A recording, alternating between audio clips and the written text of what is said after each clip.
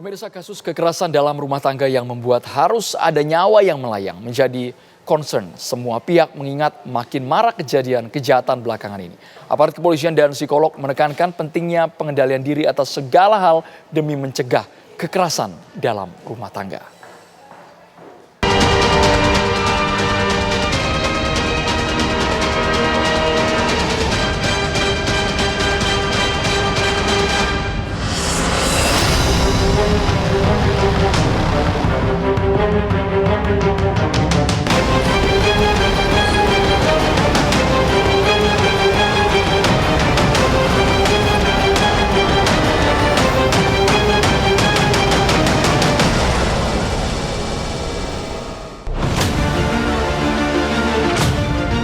Perilaku temperamental terkadang dapat menyeret seseorang untuk melakukan hal-hal di luar akal sehat. Pentingnya pengendalian emosi menjadi kunci atas langkah apa yang harus diambil dalam menyelesaikan masalah. Namun, hal itu tak berlaku bagi Jamas Lodewi Tombatala, warga Jalan Serayu, Kecamatan Blimbing, Kota Malang, Jawa Timur. Akibat dibakar api cemburu, Jamas tega menghabisi nyawa istrinya. Sang istri yang menjadi korban adalah Nimade Sutarini, berusia 55 tahun. Dengan kondisi mengenaskan, Nimade Sutarini kehilangan nyawa di dalam rumahnya. Korban ditemukan dalam ember di teras rumah. Tubuh Sutarini dimutilasi oleh suami sendiri. Menurut keterangan tetangga, sempat terdengar suara ribut dan teriakan korban. Namun tak lama, suara teriakan itu menghilang. Selama ini, warga mengenal Jamas adalah sosok yang temperamental. Bukan keluarga sering KDRT, antisosial, nggak tahu kenal tonggo. Tadi dengarnya awal tadi jam berapa? Kemarin terus?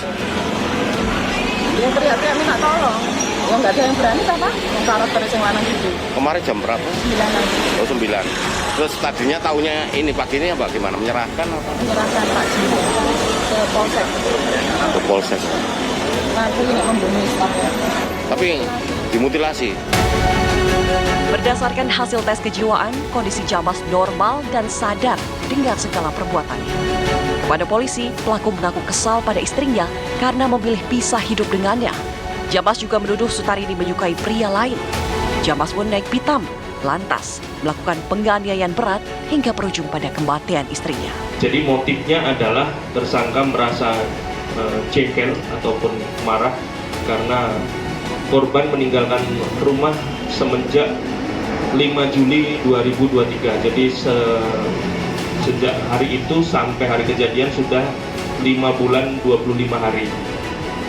Dan juga ada dugaan bahwasanya korban meninggalkan rumah karena adanya orang ketiga. Padahal itu tidak bisa dibuktikan, asesmen psikologis tidak ada dugaan bahwasanya yang bersangkutan mengalami gangguan kejiwaan.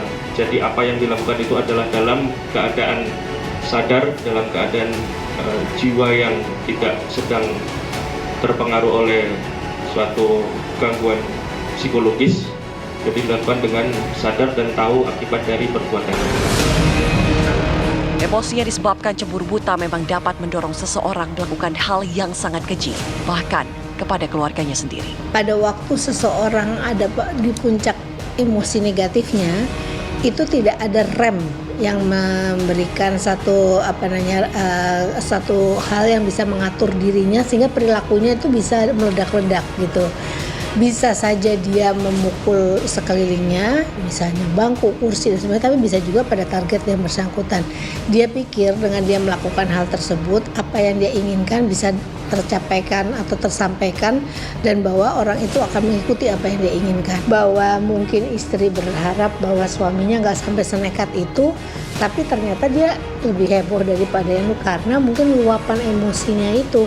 Karena tadinya dia pikir kalau dia bisa ngomong, kamu nggak boleh gini, harus gini.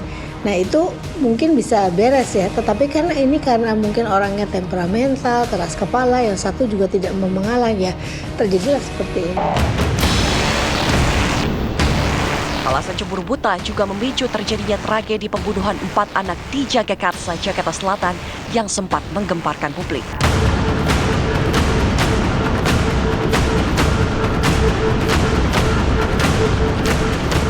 Dalam rekonstruksi yang digelar Polres Metro Jakarta Selatan di rumah kontrakan Gang Roman, Kebagusan, Jagakarsa, ada 42 adegan diperankan oleh Panca, sang ayah yang tega menjagal anak-anaknya.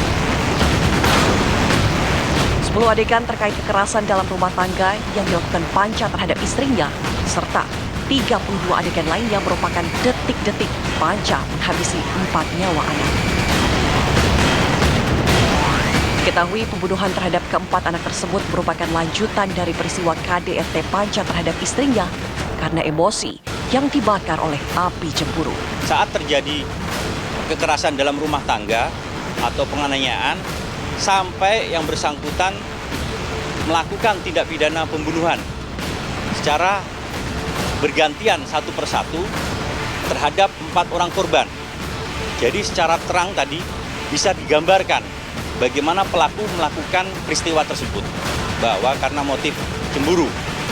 Dan salah satu yang tadi disampaikan oleh yang bersangkutan sempat menulis di dalam laptop. Jadi kami juga menggambarkan rekonstruksi pada saat yang bersangkutan menulis pesan di dalam laptop itu.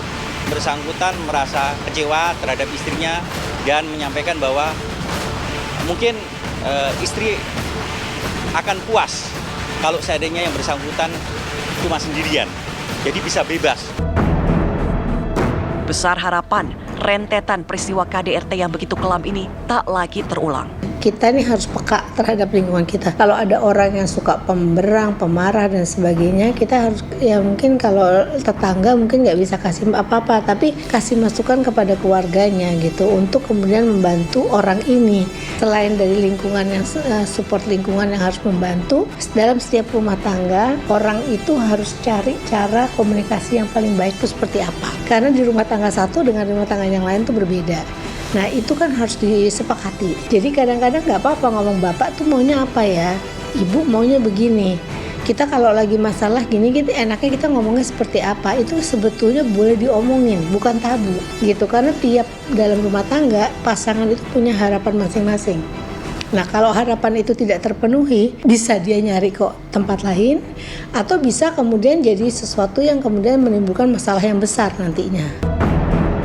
Kendalikan emosi, jalin komunikasi agar terhindar dari perilaku di luar akal sehat yang membahayakan kehidupan.